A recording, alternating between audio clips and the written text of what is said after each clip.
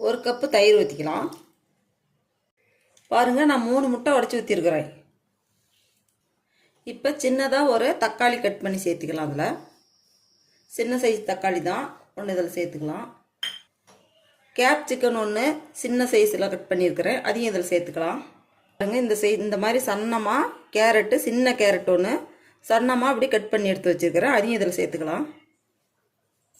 பெரிய வெங்காயம் சின்னது ஒன்று அதை கட் பண்ணி வச்சுருக்கிறேன், அதையும் இதில் சேர்த்துக்கலாம். பொடியாக நறுக்குனா கொத்தமல்லி, அதையும் கொஞ்சம் சேர்த்துக்கலாம்.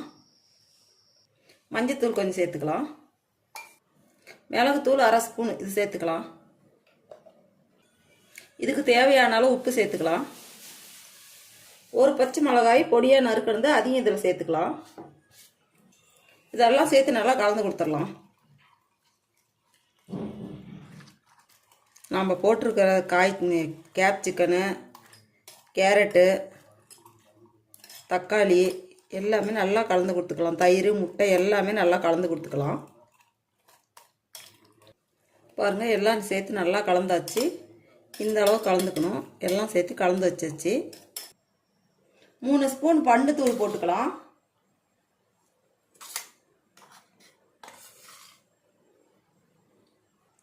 இதையும் சேர்த்து நல்லா கலந்து விட்டுக்கலாம்.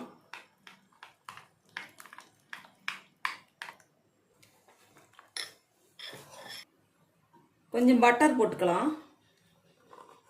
இப்போ நம்ம எல்லாம் கலந்து வச்சிருக்கிறத இதில் ஊற்றிக்கலாம். பாதி ஊற்றிட்டு பாதி நிறுத்தலாம்.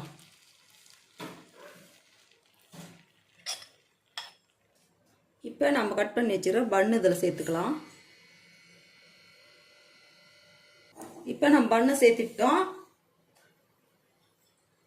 இது மேலே மறுபடியும் இந்த இது இருக்கிறது கலந்து வச்சுதை எல்லாம் ஊற்றிக்கலாம்.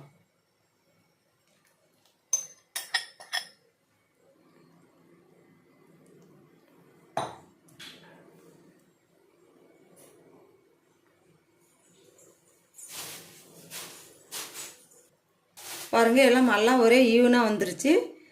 மீடியமாக வச்சு ஒரு 3 நிமிஷம் வேக விடலாம் மூடி வச்சு. இப்போ இதில் காய்கறி எல்லாம் சேர்த்துருக்குறோம் இல்லையா, சாப்பிட்றதுக்கு அவ்வளோ ஒரு டேஸ்ட்டாக இருக்கும். தக்காளி எல்லாம் சேர்த்து செய்யும்போது அது ஒரு வேறு டேஸ்ட்டாக இருக்கும்.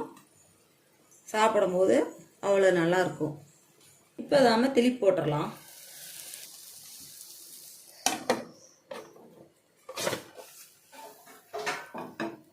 இப்போ நம்ம திருப்பினதை இப்போ அப்படியே அதில் போட்டுக்கலாம்.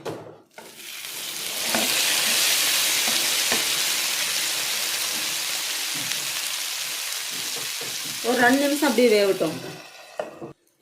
பாருங்கள், வெந்துருச்சு. நம்ம ஒரே மாதிரி ஆம்லேட் செய்கிறத விட இப்படி செஞ்சு கொடுத்தா எல்லாருமே விரும்பி சாப்பிடுவாங்க. பெரியவங்க, குழந்தைங்க எல்லாருமே விரும்பி சாப்பிடுவாங்க. இப்போ அடுப்பு ஆஃப் பண்ணிவிட்டு எடுத்துடலாம். பாருங்கள், இப்படி ஆம்லேட் செஞ்சு கொடுத்தா அவ்வளோ டேஸ்ட்டாக இருக்கும். இப்போ நான் செஞ்ச மாதிரியே எல்லாமே காய்கறி எல்லாமே சேர்த்து இந்த மாதிரி நீங்கள் செஞ்சு பாருங்கள், அவ்வளோ ஒரு டேஸ்ட்டாக இருக்கும் இது.